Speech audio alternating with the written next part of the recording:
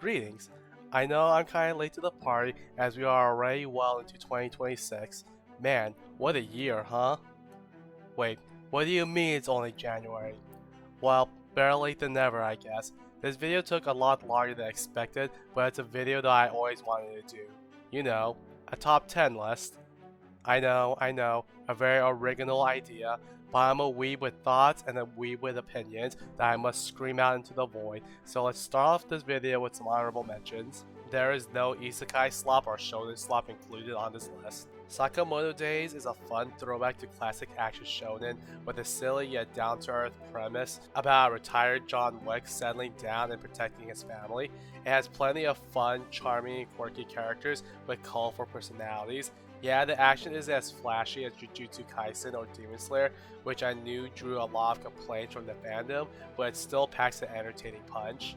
Apocalypse Hotel is a unique sci-fi slice of life that features the daily lives of sentient robots, Taniki aliens, and the other random guests of the hotel. The cozy atmosphere juxtaposed to the morbid insinuations of its setting makes for a compelling and engaging watch. Gundam G-Clux is a fun entry into the Gundam franchise. I was extremely hyped for it since they were bringing the Pokemon character designer for the character art style and artwork, and an Evangelion mech designer to handle the robot designs.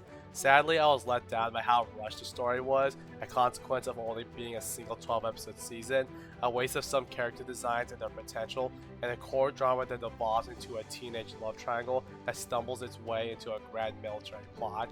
A definite highlight is seeing this revisionist take on elements from the original Gundam, modernizing the old mobile suits and characters with a new flavor.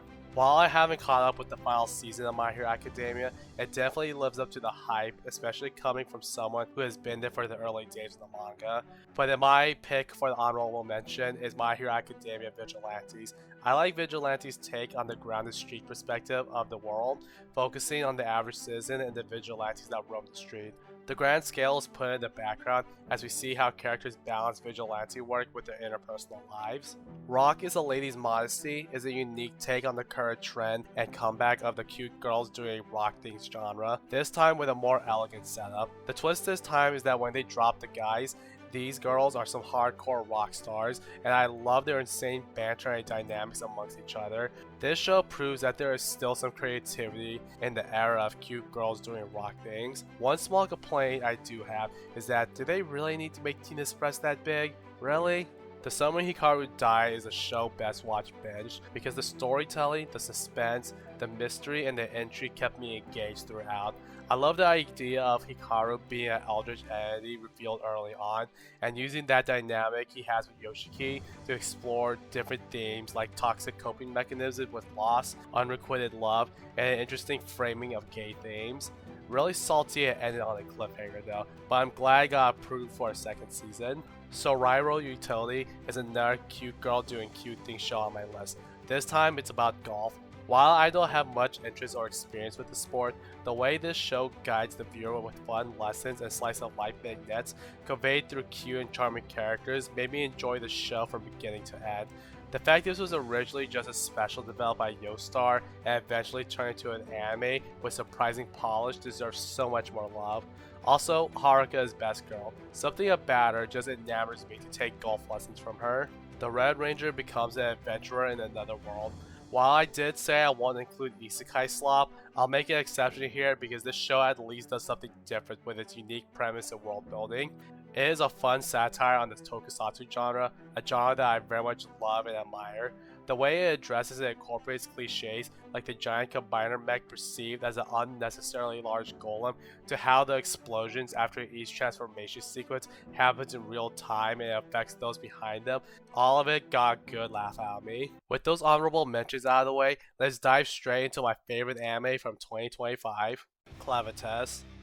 This show is an interesting take on a dark fantasy. Starts off some very expectations where the hero all end up dying and the supposed bad guy ends up destroying an actual kingdom. You can actually empathize where he is coming from. He just wants to be left alone and have the dark beast placed to himself. The show has an interesting art style, reminiscent of 90s fantasy shows with how the line art has a rough feel to it and the flashbacks have a vintage grainy filter on them. The series is very much a throwback to dark fantasy shows in all the right ways. Clevitas himself is an interesting and compelling character. Alicia and her ideals don't feel too one-note. I especially love her motive of wanting to expand the world to open up people and their ideas. Luna and Neru are adorable. The action is violent, but it is never too gory. And overall, the series ends on a satisfying, albeit very ironic note. I am happy that we're getting more Clevitas with Season 2 coming along. Milky Subway: The Galactic Limited Express. It is by far the shortest anime on this list, each episode being only around 3 minutes each. I applaud how they were able to fit in an engaging story mixed with sincere character moments and comedy. It's a beautifully 3D animated series, a great case for 3D anime working with the current media landscape, especially produced for YouTube of all platforms. Makina is a great character, and I loved her dynamic with Chiharu, who is a sweet girl. By far, my favorite characters though have to be the Cyborg Bros, Kurt and Max. I actually relate to their motive of just wanting to be recognized for their work, and the one episode where they flex their chops is by far the best episode of the series. The ending caught me off guard, but as a Transformers fan, I loved it, and it just made the payoff for the wild ride so worth it. May I ask for one final thing?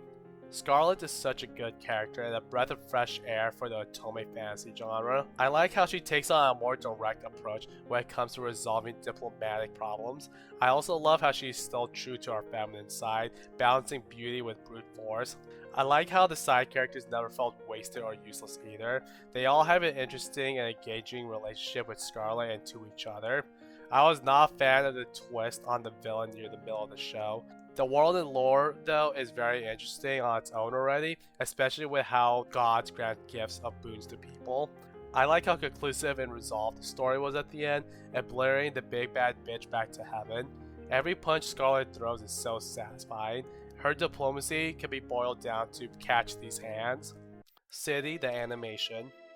A spiritual successor to Nichijou, now on the city-wide scale. The humor and over-the-top animation is the same as I remembered, the same as the day I once lost you. While I like how focused the gags and skits were in Nichijou, I do appreciate the variety they have on display in this anime. Eri and Matri's bits were by far the best parts. They were very heartwarming and endearing, just seeing two best friends act and behave in the same wavelength. I also really like the dynamic and banter between Nikura and Nagamo, with Wako being an agent of chaos. The episode that features the citywide race is my favorite and showcases what makes this anime special. The art direction is great too, with lots of bright and saturated colors, very reminiscent of a children's book in a nostalgic sort of way. With You in the Rain. Speaking of nostalgia, this anime captures the appeal and calming nature of being indoors in the rain. But it also features a cute dog that is totally not a Tanuki. Fuji is such a great character. She is so chill and nonchalant, but not to a cartoonish or over-the-top degree. She actually shows a level of care and empathy, and is actually a competent person. Also, I will totally date her, I'm just saying. The show is just right up my alley, and a chill slice of life with amazing vibes. Loved her interactions with Kimi, a very good boy who is totally not a Tanuki. I love how curious he is, but also a bit goofy in his own ways, clumsy like a real pet with an actual sense of understanding of human norms. Uma Musume Cinderella Grey. Talking about animals, this iteration of Uma Musume had no right going as hard as it did. I love the direction the franchise is taking, with the idle stuff and slice of life cliches put in the background and actually embracing the sports aspect of it. This change is 100% for the better for the franchise, as it produces some of the best media moments for Uma Musume. Even though all they do is race, there are nuances to the strategy and pacing to the races. The animation elevates the action of the race, making it for a wild spectacle. The characters are all well written and remarkable. I was not expecting the token glutton from the original anime to be an actually compelling character. Her growth and underdog story is very compelling and engaging, and her dynamics with her classmates help flesh out them in their arcs in their own way. The opening song for this series also goes hella hard. Nukitashi. Now this makes things hard, in different ways. It is such a batshit insane premise where an island society that emphasizes sex is straight out of a eroge game, which it is, but the way they put a compelling story about love, sexual expression, exploration, and fighting against oppressive systems is also fascinating. That's the best way to describe watching this anime. I was constantly in awe and fascination by the audacity of what's shown on screen. It's so ridiculous that I found myself having such a good time with it. Everything from dildo swords to using explosive tenga eggs to using heteronormativity as a framework for our authoritarian society and a sexual dystopia in a weird sense. I could write a whole essay on this, but the bottom line is that this show was truly a wild ride and it went beyond my expectations. 2B Hero X. Nukitashi wasn't the only anime that blew my expectations. 2B Hero X is a certified hood classic Chinese cartoon, or donghua if you're being technical. I love the unique take on the superhero genre, showing that the genre can still spur out originality. The power system based on people's perceptions and belief on you is fascinating, and the show explores it from its most benevolent, where you have the capacity to save others and form your own destiny, to its ugly side, being corporatized and a product for the masses, ready to be easily manipulated by those above you. The show explores the many aspects and themes of its world through its characters in an anthology format. Nice, aka Ling Ling, is such a strong start for this series, and it just kept its momentum all the way to when we get to X, being the ultimate aura farmer of 2025. John solo leveling can sit his ass down and take notes. The art direction of the show, balancing 2D and 3D scenes and seamlessly weaving them into each other, is an impressive feat and deserves all the praise. The fact this show isn't glazed enough and isn't talked about enough is such a crime. So criminal, in fact, one might say, we need a hero to save it. Food for the soul. Look, I said this is very much my list, and gosh dang it, I will put my favorite genres in the top spots. I'm a sucker for good slice of life series and cute girls doing cute things. I know cute girls cooking and eating food isn't a new idea, but good slice of life is so hard to come across these days amidst all the isekai and shonen slop being outputted every season. This series takes the best aspects of its inspirations, like cozy vibes from Eurocamp, the cooking from Kofuku Graffiti, and the fun banter and character moments from K-On!, and put them in a hot pot and you have yourself a delicious meal, if that analogy makes any sense. While this show was slightly overshadowed by another slice of life anime from the same season, Mono, which has the name power of the Eurocamp author attached to it, I think this show is a lot better, with a lot more enjoyable and endearing characters, never feeling repetitive at any point whatsoever. I love this anime, and while it's not my Roman Empire, when I do recall this show, it puts a smile on my face and a cozy metaphorical blanket on my back. Medalist.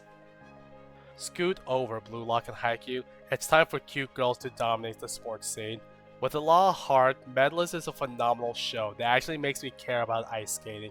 I guess this is the Yuri on Ice everyone in the 2010s was talking about. Jokes aside, this show excels not only in its sports element, but also in the characters and struggles each one faces. This series perfectly captures how kids view the world, their idealism, their qualms and doubts, and how they interact with the adults that look over them and the world at large. Inori is such a similar role that needs to be protected at all costs. Her journey is compelling and is one I want to keep a close eye on for as long as possible. Tsukasa is also a great character in his own right, having failed to achieve his dreams prior, but is now using that energy to motivate him to train Inori in a healthy and mature way, acting as a positive role model for her. I love this show. It is criminal that it isn't talked about more, that it was extremely slept on when it came out the winter season. The moment the season ended, I knew this show was gonna be my favorite, and literally nothing else that year came close to how much I adore Medalist. I'm very much looking forward to season 2 and other future Medalist media. And those are my favorite anime from 2025. I know I didn't put any fan favorites or mainstream popular stuff in my list, so do let me know what are your favorites in the comments below. Now, I hope you guys have a good rest of your year. Stay safe, and I wish y'all a good one. Bye bye.